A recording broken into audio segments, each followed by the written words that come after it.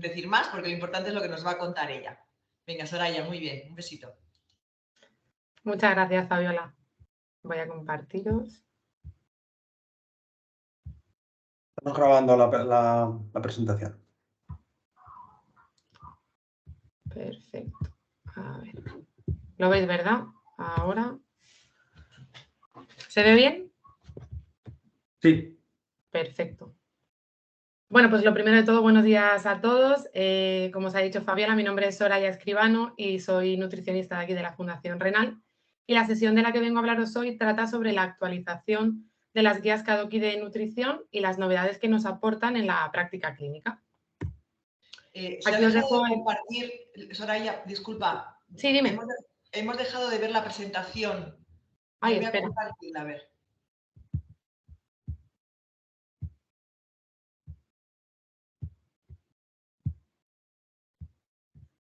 A ver.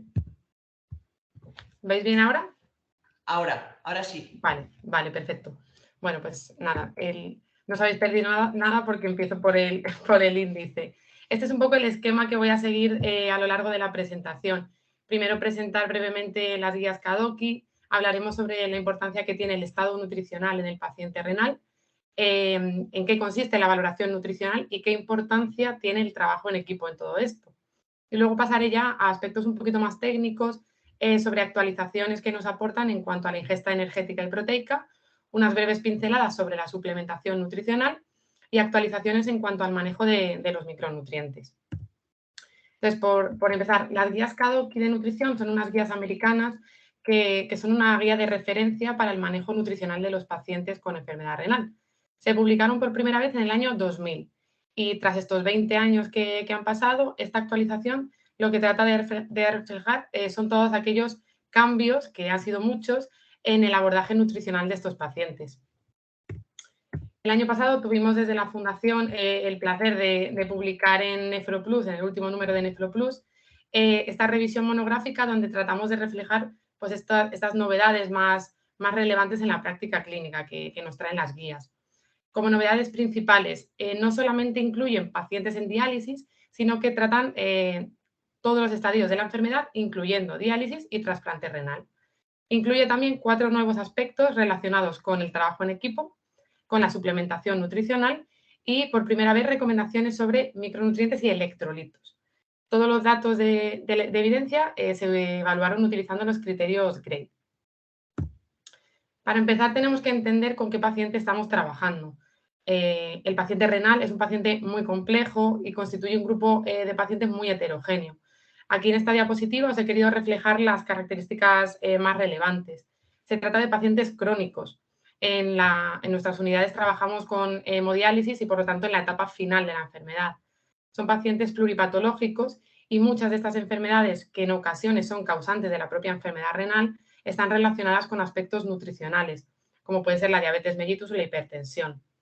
Son pacientes que se encuentran polimedicados y esto también influye en el estado nutricional del paciente, pues por las propias interacciones que se producen entre medicamentos o en ocasiones también se producen alteraciones en el gusto que al final influye en la forma en la que se alimenta el paciente.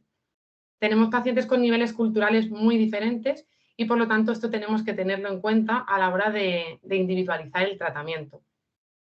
Tenemos también un alto número de pacientes con riesgo de vulnerabilidad social y esto lo trabajamos de la mano de los trabajadores sociales mediante el programa de vales de comida, que brevemente os explico. Este programa de vales consiste en proporcionar al paciente pues unos vales de compra a través del fondo social que tiene la fundación.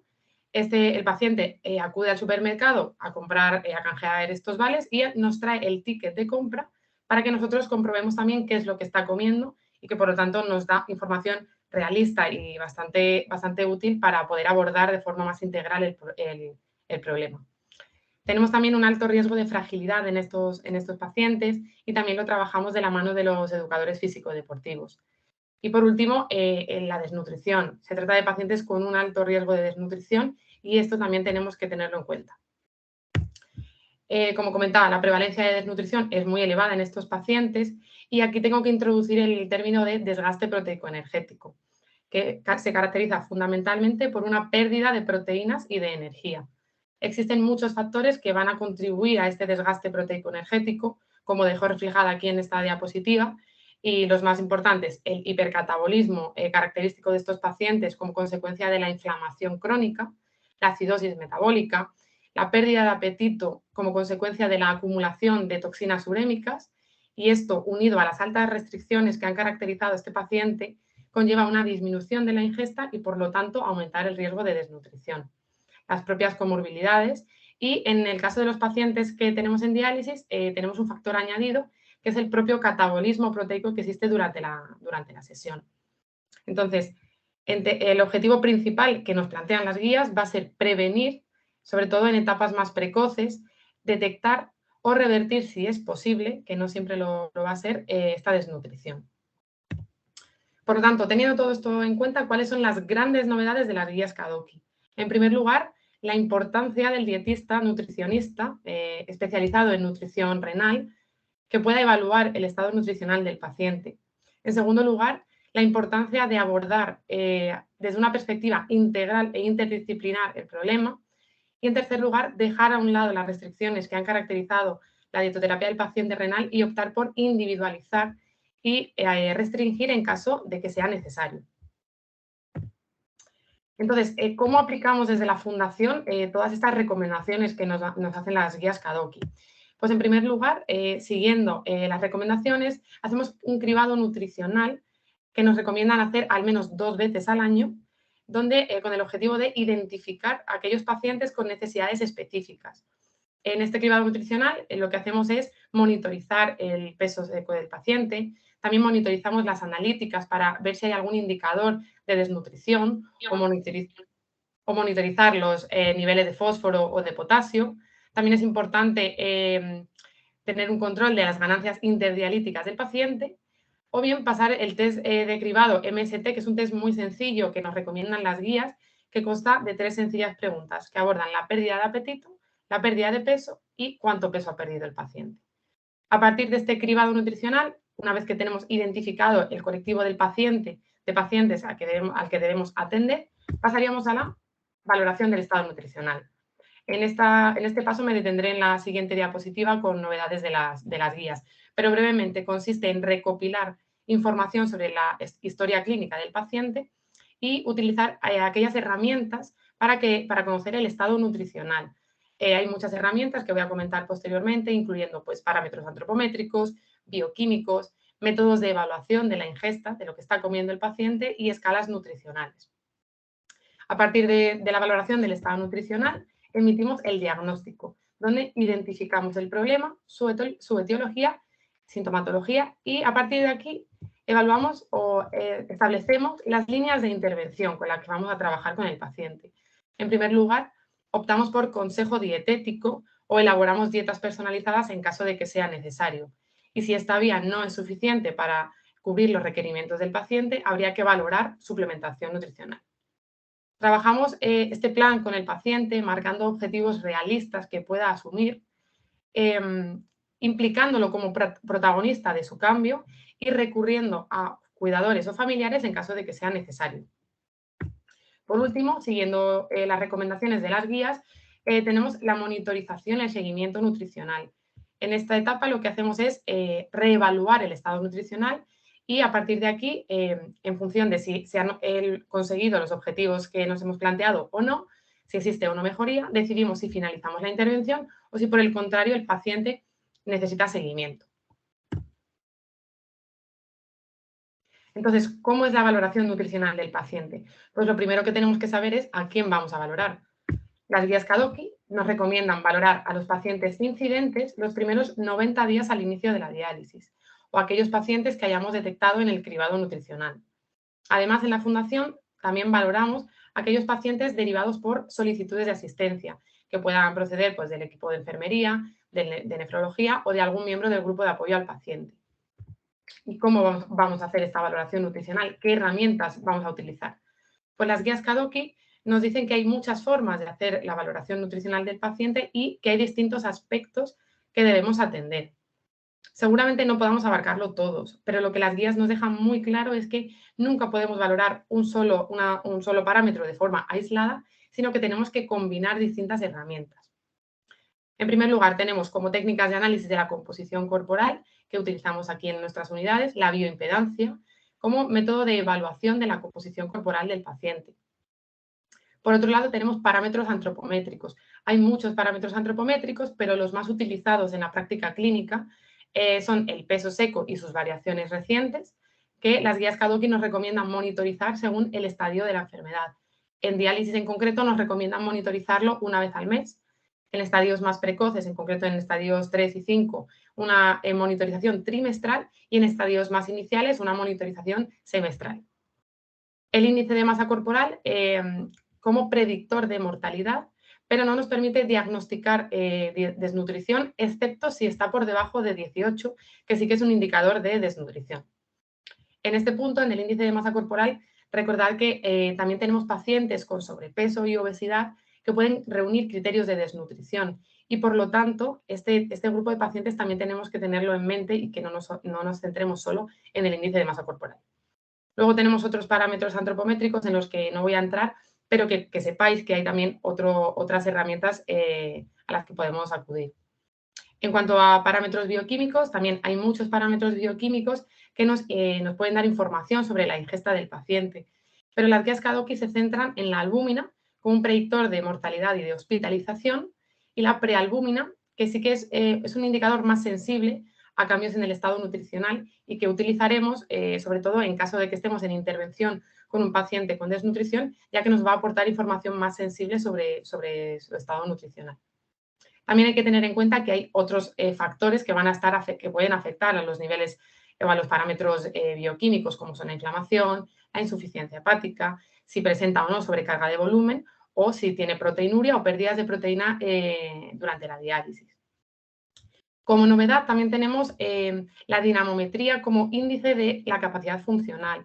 Esta es una técnica muy sencilla que nos permite evaluar la fuerza muscular del paciente, que de hecho nuestros compañeros de deporte utilizan en su batería de test cuando van a iniciar el programa de ejercicio con algún paciente, pero independientemente de que contemos o no con algún técnico de deporte, tenemos que saber que es una herramienta que nos puede aportar también información y que no nos supone un coste de tiempo grande, se hace muy rápido. Aparte de estas herramientas, también tenemos que evaluar la ingesta del paciente. Para ello recurrimos a cuestionarios que pasamos con el propio paciente, como puede ser el registro de 3 días, donde el paciente nos rellena lo que ha comido durante esos días y que las guías recomiendan incluir un día de diálisis y un día de no diálisis. También tenemos el recuerdo de 24 horas o el cuestionario de frecuencia de consumo de alimentos. Y por último tenemos las escalas nutricionales, que también son herramientas complementarias a todas las que he venido comentando. Como novedad, aparte de la valoración global subjetiva, como novedad, las guías nos plantean la escala MIS, que de hecho es la que nosotros utilizamos aquí en la Fundación. Brevemente, la escala MIS consta de una serie de subapartados, incluyendo pues, aspectos sobre la historia médica, ver el cambio del peso en los últimos 3-6 meses. De acuerdo a los criterios de la valoración global subjetiva, también hay un examen físico y luego incluye el índice de masa corporal y 2 parámetros bioquímicos, la albúmina y la transferrina o la capacidad total de fijación de hierro. En base a estos resultados podemos clasificar al paciente por normonutrido, pacientes que estén en riesgo de desnutrición o que presenten ya desnutrición moderada, severa o extrema. Como digo, esta es una herramienta complementaria al resto de herramientas. Entonces, una vez que sabemos cómo hacer la valoración nutricional, ¿cuál es la importancia del trabajo en equipo? ¿Y cuál es el papel del equipo asistencial en todo esto? Pues existen una serie de situaciones o problemas en las que identificar que tenemos que derivar a este paciente al nutricionista. ¿Cuáles son? Si detectáis pérdida de apetito o pérdida de peso involuntaria, detectáis hábitos alimentarios incorrectos por parte del paciente, aquellos que presentan sobrepeso, obesidad o que tienen una ganancia importante en los últimos meses, pacientes que están muy perdidos, que muestran mucho desconocimiento sobre lo que deben comer o lo que deben evitar, aquellos cuyas ganancias interdialíticas sean elevadas y superen entre el 2 y el 5% de su peso seco o que presenten niveles de fósforo y potasio elevados de forma habitual, cualquiera de estas situaciones, si las detectáis, hacednos llegar esta información, porque estaréis contribuyendo de forma activa al manejo integral del paciente renal y, por lo tanto, a la mejora de su calidad de vida. Hasta aquí ya sabemos cómo hacer la valoración nutricional. Entonces, empezamos ya en recomendaciones y actualizaciones sobre la ingesta proteica y sobre la ingesta energética. ¿Qué nos dicen de la ingesta energética las guías Kadoki? Pues recomiendan una ingesta de entre 25 y 35 kilocalorías por kilo de peso y día en los distintos estadios de la enfermedad, incluyendo diálisis y pacientes trasplantados. Tener en cuenta pues, que hay una serie de factores que influyen en estos requerimientos de energía y que, por lo tanto, en función de estos tendremos que ajustar su ingesta, como la edad, el sexo, la distinta composición corporal, las comorbilidades asociadas o la inflamación. ¿Y qué nos dicen sobre las proteínas? Pues bien, los requerimientos de proteínas en el paciente renal van a depender de la etapa de la enfermedad. En estadios iniciales y prediálisis se recomienda una restricción de proteínas para reducir la carga renal en cantidades en torno a 0,55-0,6 gramos por kilo de peso y día, que pueden ser menores si se incluyen análogos de cetoácidos. En el paciente diabético se plantean requerimientos similares a la población general. En este punto tenemos que recordar de nuevo el alto riesgo de desnutrición que presentan estos pacientes y que en ocasiones la restricción de proteínas puede comprometer la ingesta energética. Por lo tanto, tenemos que instaurar progresivamente estas pautas para evitar esta disminución en la ingesta energética y, por lo tanto, contribuir al riesgo de desnutrición. Luego tenemos los requerimientos en diálisis. Estos requerimientos van a aumentar en torno a 1 o 1,2 gramos por kilo de peso y día porque existe un catabolismo, como he comentado antes, proteico durante la sesión que hace necesaria un aumento de esta ingesta de proteínas. ¿Y qué nos dicen sobre el tipo de proteína? ¿Proteína animal o proteína vegetal?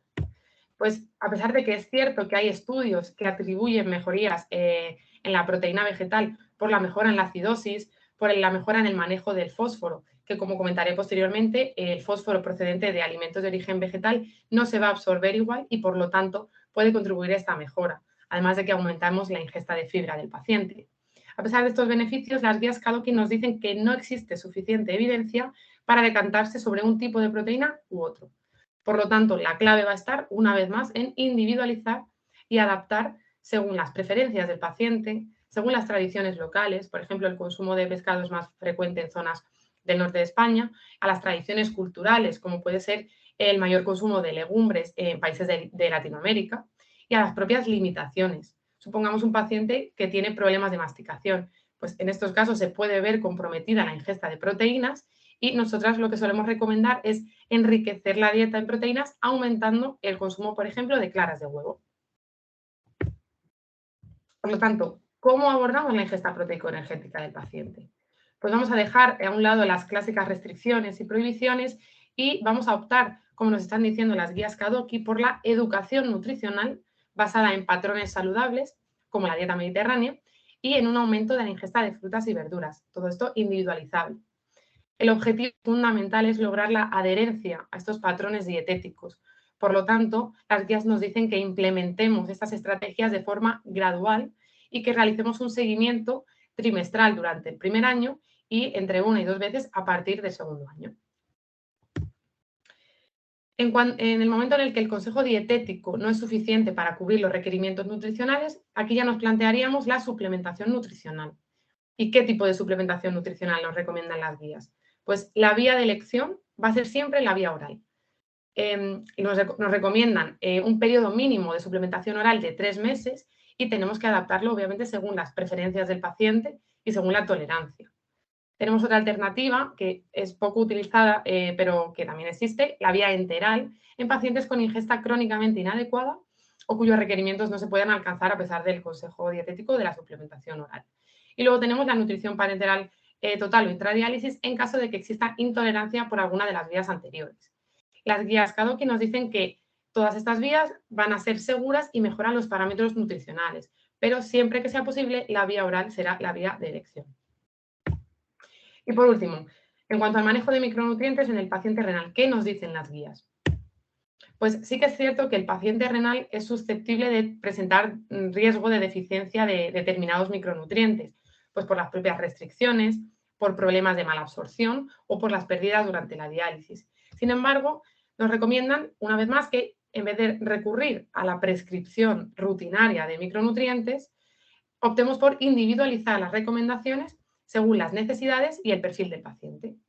Nuestro papel como nutricionistas es, además, fomentar una dieta que cumpla con la cantidad diaria de micronutrientes. ¿Y qué hay de los electrolitos tan conflictivos en el paciente renal? Pues el enfoque actual que nos dan estas guías es que en lugar de restringir, ajustemos la ingesta a los niveles séricos y solo hagamos restricción si se encuentran elevados. Para desglosar un poquito más, vamos a hablar de novedades del potasio. Tenemos que tener en cuenta otros factores que pueden contribuir a la hipercalemia, además de la ingesta de alimentos que contengan potasio, como puede ser la medicación. Existen medicamentos que contribuyen a un aumento de los niveles de potasio, el estreñimiento, porque parte del potasio se elimina vía fecal y en estos casos entonces puede contribuir a este aumento, el ayuno, la acidosis metabólica, etc.